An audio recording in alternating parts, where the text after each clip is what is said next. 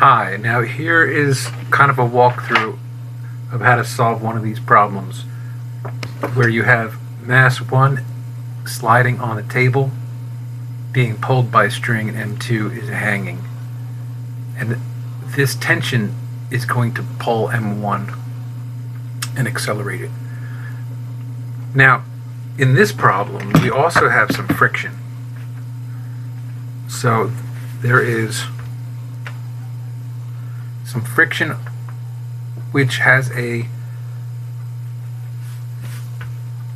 coefficient of friction equal to 0.25. This one is 500 grams. So M1 is 500 grams. M2 is 300 grams. And the question is, what will the acceleration be when I release this and the M2 is going to drop and pull M1 across the table? And what is the tension in the string?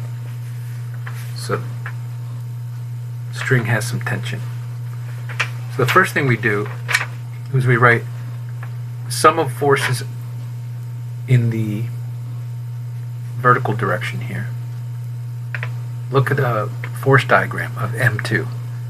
The sum of all forces, we have tension going up and M2G going down. So that's tension positive minus M2G is equal to the mass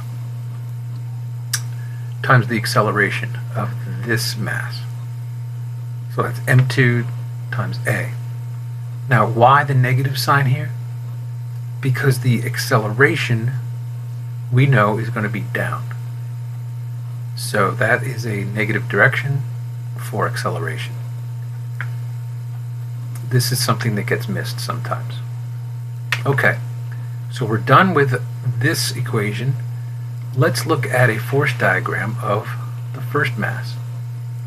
Well, we have friction, okay, opposing the motion. We have tension in the string. We have the normal force, and we have the weight of M1, which is M1 times G.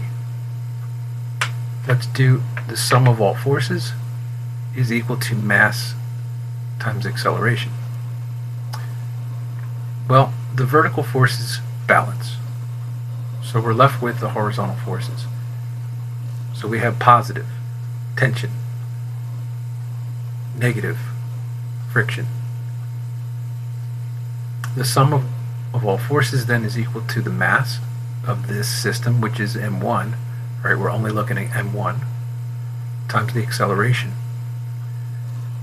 We know that M1 and M2 are going to accelerate together because they're tied together, so we don't need a subscript for A. It's the same. This acceleration is the same for both. Let's rearrange this equation so that it is tension is equal to M1A plus F. Bring that down here.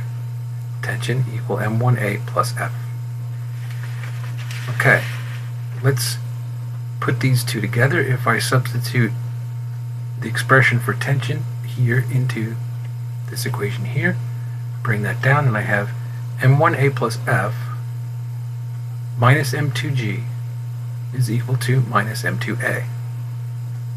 That's simply this equation with this expression substituted in for T. Let's rearrange so I have all the masses on, all the accelerations on one side, and we get plus F becomes minus F on this side, and minus M2A becomes plus M2A on this side. Factor out the common factor, A. M1 plus M2 is equal to M2G minus F. Divide both sides by M1 plus M2, and I'm left with A is equal to, now plug in the values, mass 2 times the value of G minus the friction. Well, let's jump over and quickly find out what this calculation came from. We look at the magnitude of the friction.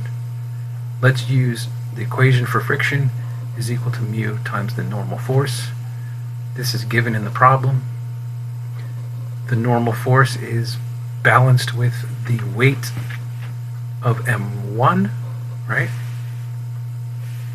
Normal force is balanced with the weight of M1, which is M1G.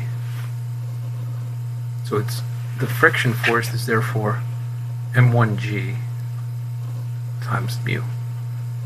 And we get 1.225.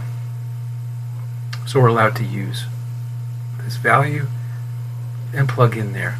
And then we know the two masses, so we add those together, simplify, and acceleration is 2.14 meters per second squared.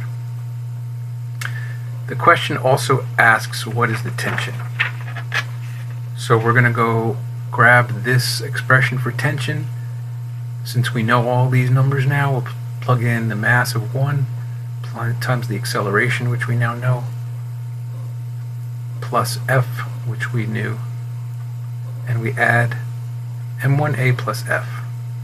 So that's 0.5 kilograms times A plus the friction, and simplify. Answer 2.3 newtons. Thanks for watching.